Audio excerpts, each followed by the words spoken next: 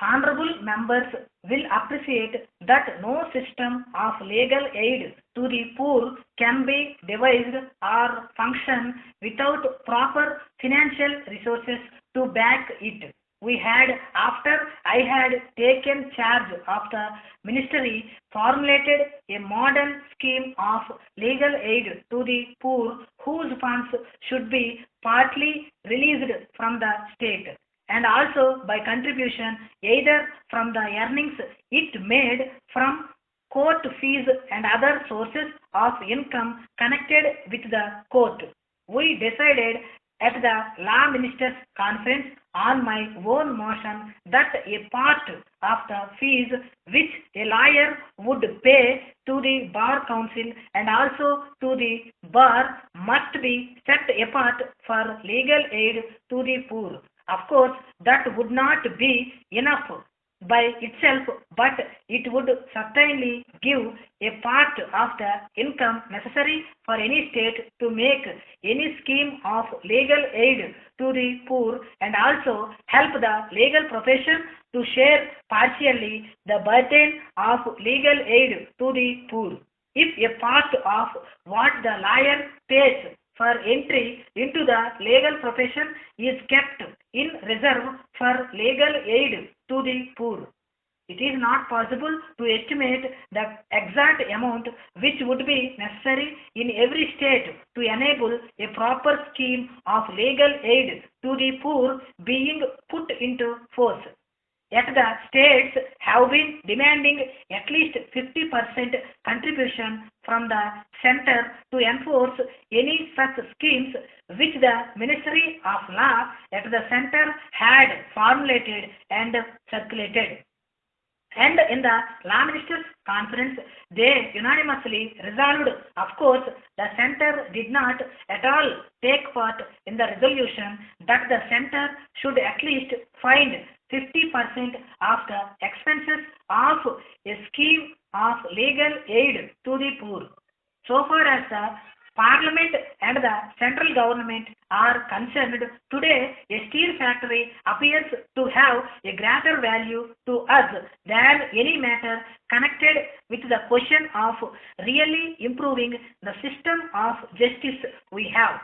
Personally, I think that it is not a very good sign that this country should lose sight of the essential necessity of having a system of justice which not only sustains the constitution but also preserves the right of every man to get justice as between man and man.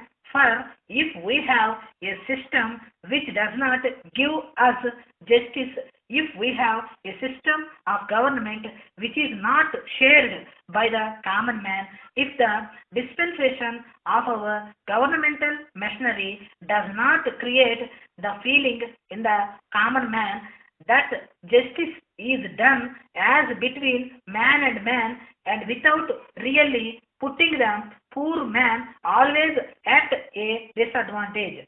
I do not think any of our big achievements in the industrial sphere is worthwhile having. Not that I am one who is at all trying to minimize the importance of other things in life.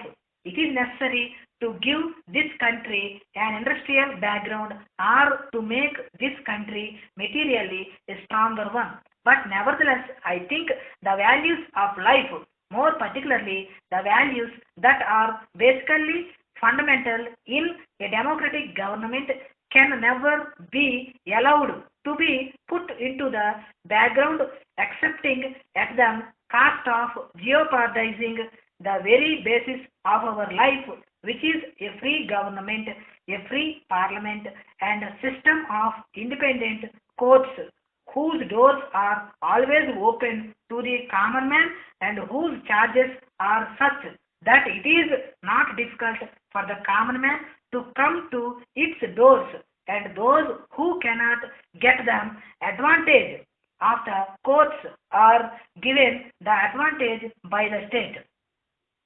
These are fundamentals for which we had labored and which will again sustain our free way of life and no amount of material comfort or material convenience can give us that happy life, that full life, that wholesome life until a proper democratic government with a system of justice which is shared by all and sundry, including the poorest and the richest, is made absolutely secure.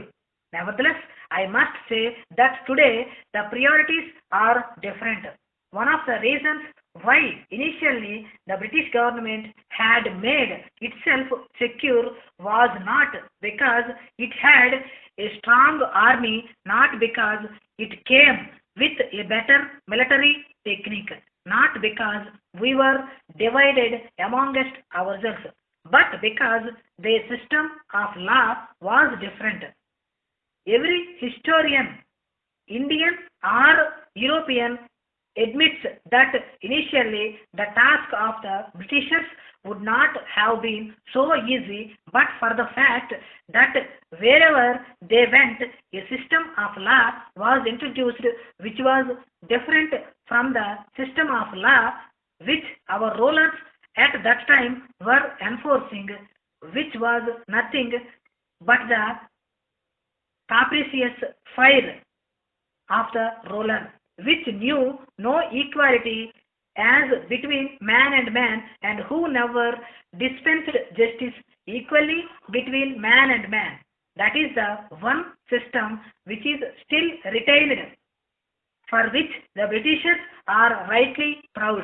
I am not saying of the ancient practice, but the practice which had then prevailed. My dear Jawahar, when I think of my accident at Allahabad, I find that nothing more could have been done for my comfort and treatment by my own people here had it happened in Calcutta. Indeed, the nearest and dearest of my relatives could not have felt more than you did for me there. I do not know how to express my feelings of gratitude to you. Believe me, my heart is extremely grateful for your love and kindness. There are numerous ordinary things which tend to create deep feelings of heart. While coming from Allahabad, you looked into the very minor details about my comforts for a journey which had to last for only a night. I did not know how many things have been sent with me. Reaching here, I found that even a bottle of Edocline was placed in the basket. I do not know whether you have seen the letters of Subhash to Gandhiji. It is a pity that Subhash Bosu is exactly in the position where he has before Tripuri, and there is no hope that he will improve the situation by acting on the Tripuri resolution. On the one hand, he calls the Pant resolution against the constitution and ultra vires. On the other, he wants Gandhiji to accept certain conditions. Along with this, he does not hesitate in making the extravagant assertion that the Pant resolution would have been lost had the socialist group not become neutral. However, there is no hope of the Congress moving along Subhash Bosu. The whole thing will come to dead stop. We have therefore to chalk out the future line of action. I consider the affair of Subhash Bosu to be neither a struggle between the right and the left, nor the question of composite and homogeneous working committee. It is only a matter of Subhash and some of his supporters. It matters like in what form the tangle comes to an end. We have to consider these questions independently and specifically in order to reach a solution. I hope you have received my last letter and you have phoned to Lucknow about Sultan Ahmad. Yours